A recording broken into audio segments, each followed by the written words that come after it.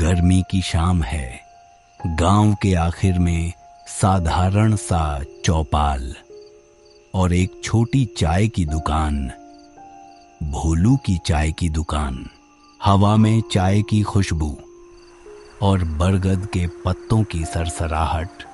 राघव, उसकी दोस्त मीना और 2-3 और नौजवान चौपाल पर बैठे हुए पुराने किस्से सुन रहे हैं। किसी ने जंगल की तरफ देखते हुए कहा, वो जंगल के पास अब शाम को कोई जाता है क्या? गांव के लोग आंखें मूंद कर कहते हैं, नहीं यार, रात को जंगल में चुड़ैल घूमती है। बच्चों को डराने के लिए बूढ़े पंडित गजरी ने बताया कि सालों पहले जंगल में एक औरत रहती थी। नाम था चंपकनी, जो उससे अलग थलग रहती थी।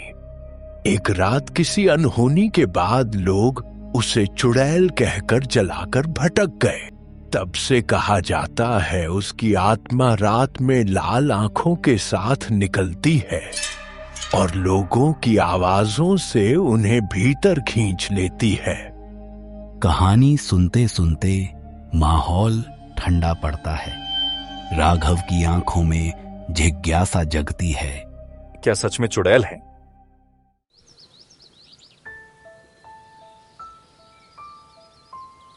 अगली सुबह भोलू के घर से खबर आती है, उसकी एक गाय जंगल के पास गायब है। लोग इकट्ठा होते हैं। कुछ ने आंसुओं के साथ कहा कि शाम को अकेला बछड़ा गाय ने डर कर भागा था। कहीं चुड़ैल ने तो नहीं ले ली? गांव में हलचल। राघव को बेचैनी होती है। उसे लगता है कुछ ठीक नहीं है। शाम होते ही जंगल की तरफ कुत्ते भौंकते हैं। सूरज ढलने लगा है। राघव और उसके दोस्त बिट्टू और हरपाल ठान लेते हैं कि रात को जंगल जाकर जांच करेंगे। मीना डरी हुई होने के बावजूद साथ चलना चाहती है। गांव के कुछ लोग मना करते हैं, इस रात को जंगल में मत जाना। हाँ, इस समय आप लोगों को जंगल में खतरा हो सकती है। पर उन तीनों का दिल मजबूत है, या शायद जिज्ञासा ज्यादा। वे अपने साथ एक लालटेन, एक पुराना लाठी और भोलू की दी हुई एक छोटी घंटी लेकर चलते हैं। चौपाल पर चाय की परतियां हवा में उड़ती रहती है। लोग खामोश होकर उन्हें देखते हैं। जैसे ही वे जंगल के किनारे कदम रखते हैं, झींगुर की तान तेज हो जाती है। पेड़ों की छाया लंबी और कांटों की चुभन। एक बड़ा बरगद दिखाई देता है।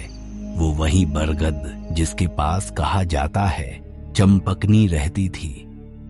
हवा में सौंधी खुशबू और कहीं दूर कोई नदी की हल्की सी आवाज।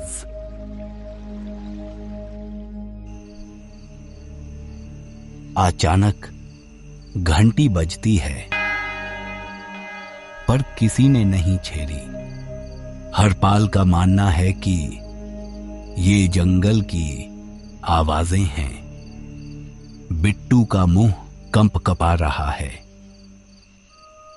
बार बार उनका रास्ता टेढ़ा होता जाता है और जमीन पर छोटे छोटे चमकीले निशान मिलते हैं, जैसे किसी ने रात में दौड़कर कुछ गिरा दिया हो।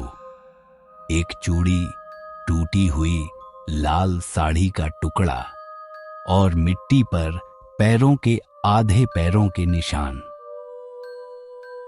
मीना की आंखें नम हो जाती हैं। ये तो किसी औरत के निशान हैं। वे निशानों का पीछा करते हैं जो बरगद की जड़ों की ओर जा रहे हैं। जैसे ही वे बरगद के और नजदीक पहुंचते हैं, पेड़ों के बीच से कोई धीमा सा गीत सुनाई देता है।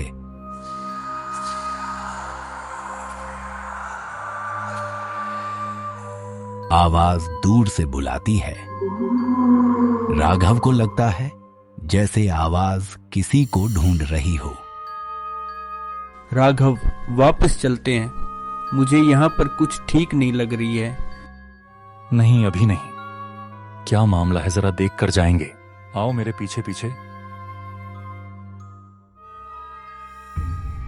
पेड़ों के बीच से एक छायादार आकृति प्रकट होती है। कोई व्यक्ति सफेद साड़ी पहने हुए। जब वह थोड़ी रोशनी में आती है, उसका भयानक चेहरा देखा तो वे चारों कांप उठे। तो उसकी आंखें लाल सी चमकती हैं, उसके बाल खुले हुए हैं। यह सब देखकर हरपाल चिल्लाकर पीछे हटता है। उसकी लाठी जमीन पर गिर जाती है। चुड़ैल की आवाज अब साफ सुनाई देती है, मीठी पर खाली। कौन आया है? उसकी लय में ऐसा दर्द है कि मन कांप उठता है, परंतु वह लुभाने वाली भी है, मानो कोई पुराना याद ताजा कर रही हो।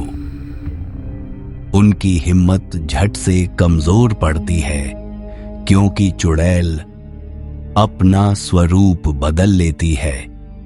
कभी एक बूढ़ी औरत, कभी किसी गांव की मरी हुई लड़की की शक्ल, कभी मीना की मां जैसी रूप में। वह उन पर उनकी पुरानी यादों के आधार पर वार करती है। बिट्टू के बचपन की हंसी, हरपाल के खोए हुए काम की याद। यह सोचकर वे थरथर कांपते हैं। राघव समझता है कि यह चुड़ैल भावनाओं को हथियार बनाकर लोगों को खींचती है। राघव को याद आता है कि गजरी ने कहा था, चुड़ैल को सच की आवाज से बाहर निकाला जा सकता है, झूठ और बहकावे से वह मजबूत होती है। वे एक योजना बनाते हैं। मीना को दी जाने वाली घंटी बजाकर चुड़ैल की ध्यान हटाने का निर्णय लेती है और राघव पास आकर उससे सच्ची कहानी पूछेगा, यानी सच का सामना कराएगा। मीना हिम्मत करके घंटी बजाती है। घंटी की आवाज जैसे किसी ताजी हवा की तरह जंगल में फैलती है। चुड़ैल चौंकती है, उसका स्वर फट जाता है। राघव आगे बढ़कर बोलता है, तुम्हें किसने जलाया? क्या सच में तुम्हें किसी ने गलत समझकर मार दिया? उसकी आवाज सीधी और निश्चल है। चुड़ैल के चेहरे पर दर्द की झिलमिल आ जाती है। वह चिल्लाती है, पर उसकी आवाज कमजोर पड़ती है। वह उन लोगों के सामने अपनी पुरानी पीड़ा गाती है। किसी ने उसे चुड़ैल कहा, किसी ने छोड़ दिया, किसी ने जो लिया उसे दुख मिला। उसकी कथा सुनकर गांव वालों की पुरानी भूलें सामने आती हैं।